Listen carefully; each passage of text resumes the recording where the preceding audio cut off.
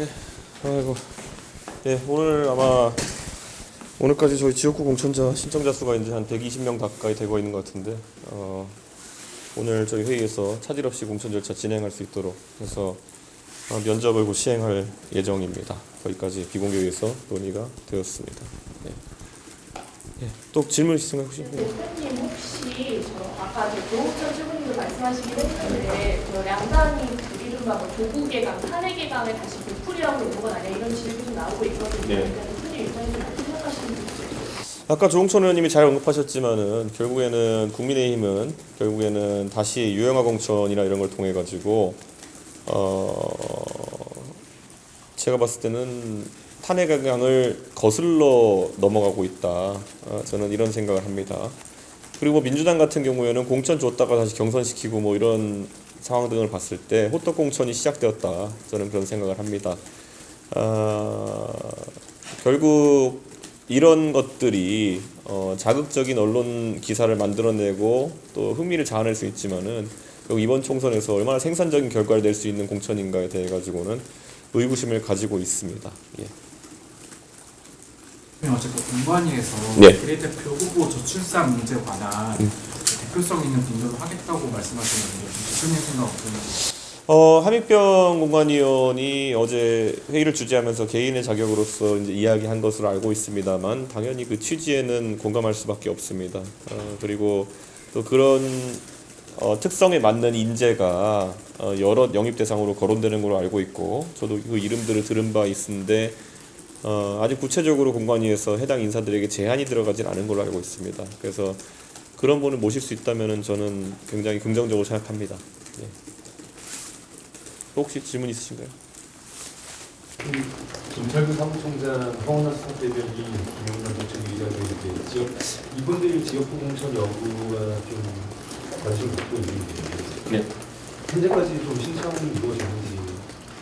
저희가 그런 어떤 전략적인 투입 인사들에 대해 가지고는 전략적 판단으로 하겠다 이렇게 얘기했고 저도 지금 제가 당의 전략적인 어떤 판단을 통해 가지고 화성 을지역에 출마해서 겨루는 것을 제가 결정을 한 것처럼 저는 해당 인사들에 대해 가지고는 사실 이미 정해진 바가 있는 분도 있지만은 이 자리에서 공개하는 것은 다소 전략적으로 무리가 있는 것 같고 아마 뭐 예를 들어 지금 시점에 지역구에 신청을 하는 절차를 하지 않았다고 해서 이분들이 뭐 비례대표를 지망할 것이다 이런 거는 우리 당에서 지금 하고 있는 공천의 전략성을 봤을 때 다소 좀 앞서 나간 추측이라 볼 수 있다. 그래서 그런 부분은 물론 국민들의 관심사가 있는 건 알고 있지만은 그래도 너무 앞서가는 보도를 하지 않으셨으면 좋겠다. 저 개인에 대해서도 많은 사람들이 비례대표 출마를 할 것이다라는 보도나 평론가들의 이야기가 거의 한 1, 2주 동안 있었음에도 불구하고 저희는 전략적인 선택을 한 것처럼 저희가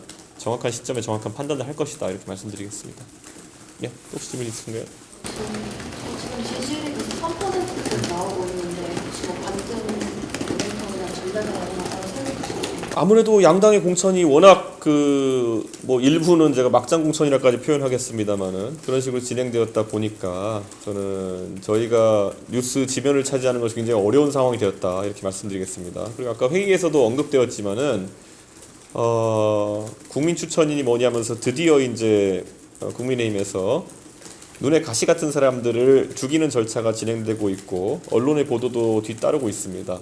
예를 들어서 강남 병의 유경준 의원 같은 경우에는 상당한 경쟁력을 가지신 분임에도 불구하고 어떠한 합리적인 설명 없이 그냥 영입 인사를 내리꽂기 위한 도구로 사용되는 것 이런 것들 저희가 예측하고 있었던 것이고 경선도 마찬가지입니다. 경선도 처음에는 다수 지역에서 4인 경선, 5인 경선 이렇게 시켜가지고 현역 의원들을 안심시킨 다음에 나중에 이제 사실상 결선 투표를 어떤 정확한 기준 없이 붙이는 방식으로 현역 의원을 떨어뜨리려는 식으로 활용한다든지 제가 그래서 처음에 시스템 공천 이야기 나왔을 때 시스템 공천이라는 것이 원래 시스템을 짜가지고 사람을 떨어뜨리는 공천이 될 것이다 라고 언급한 바가 있었는데 그렇게 되어가고 있다. 그러니까 이런 거 아닙니까?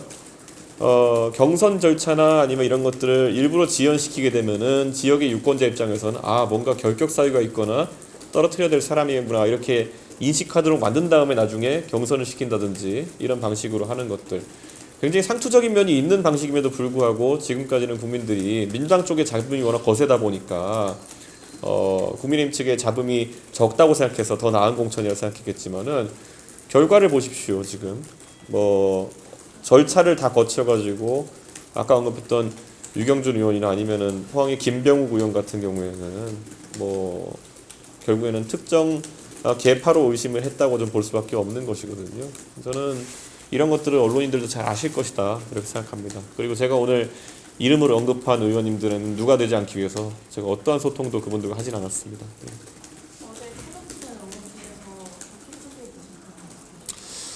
저는 개인적으로 제가 워낙 국민의힘 소속 의원님들은 다 너무 잘 알기 때문에 제가 그분들이 뭐 컷오프 되거나 어떤 어려움을 겪는 상황에서 사실 먼저 위로나 아니면은 이런 제안이나 이런 것들을 드리는 걸 좀 주저하고 있습니다. 그래서 사실 여러 경로를 통해서 이야기하는 분도 있긴 하지만은 제가 이 자리에서 뭐 어떤 분들과 어떤 접촉을 한다 이런 것들은 밝히고 싶지가 않습니다. 네. 오늘 최고위에서 이제 프랑스 마크롱 대통령 헌법개정 낙태고 관련해서 발언을 하셨는데 네. 기존의 대통령도 사실 잘 거론하지 않던 문제였잖아요. 저는 낙태 자체가 무슨 뭐 지금 상황에서 저희가 다룰 주제다 이런 거라기보다는 마크롱 대통령의 연금 개혁에 이어가지고 이제 사회 개혁에 의한 주제가 하나 나왔다 이렇게 생각합니다. 그래서 저희는 처음에 개혁신당을 태동하면서 노인 무임승차제도라든지 이런 것들도 용기 있게 다룰 수 있어야 된다 이야기했었는데 제가 오늘 몇 가지 열거했습니다. 예를 들어 낙태에 대한 관점도 아까 말했던 것처럼 여성의 어쨌든 자주적 권리로서 이해하는 분도 있고 한편에선 또 태아의 생명권이라는 또 무거운 그런 주제로 인식하는 분도 있습니다. 그러니까 낙태권이라는 하나의 단어를 놓고도 동전의 양면처럼 때로는 이렇게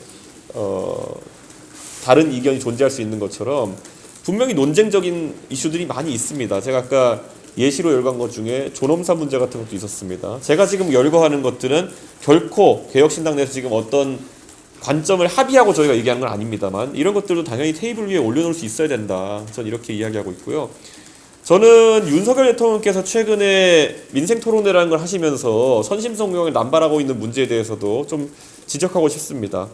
제가 아까 GTX-A의 사례를 언급한 것은 지금 대통령께서 가는 곳마다 GTX나 이런 것들 교통에 대한 기대감을 불러일으키고 또 그리고 장학금 제도를 확대한다 이런 것들도 이야기하고 계신데 저희는 직설적으로 이야기하겠습니다. 지금까지 대통령께서 R&D 자금까지 깎아가면서 긴축 재정을 하시겠다고 했던 것에 반해가지고 최근에 어디서 돈이 나셔가지고 돈을 펑펑 쓰시겠다고 하는 것인지 다소 의문이고요. 두 번째로 지금 재정 상황에 대한 발표를 원래 4월 초에 하게 되어 있는데 이번에는 4월 11일에 하기로 연기해 놓은 거 아니겠습니까?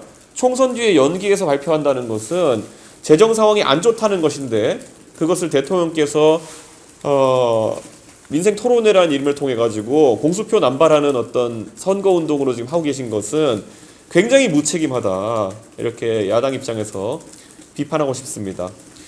아까 제가 지역에 내려가서 이제 얘기를 들은 거지만은 GTX-A 같은 경우에는 현재 요금이 4,450원에 동탄에서 수서까지 요금이 이제 될 것으로 예측되고 있습니다.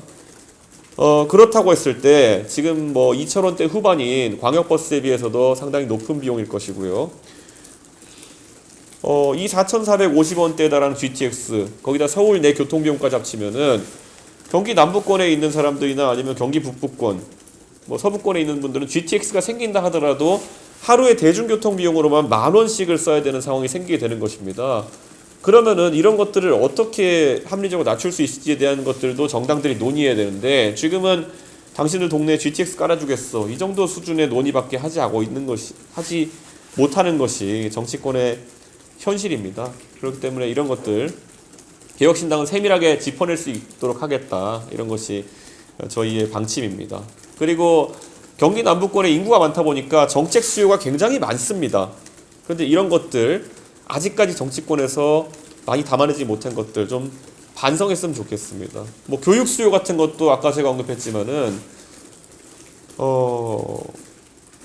경상북도는 250만 명인데 과학고가 2개고 그리고 경기도는 1360만 명인데도 과학고가 하나인 현실 이런 것들은 진보 교육감들이 이념 때문에 교육을 망가뜨린 그런 사례가 될 수밖에 없다. 그래서 개혁신당 같은 경우에는 그런 이념적인 부분보다 결국에는 어떻게 과학기술이나 아니면 미래 산업을 키울 수 있는 그런 방향이 될 수 있는지를 고민해서 정책들 내고 저희가 정치해 나가도록 하겠다.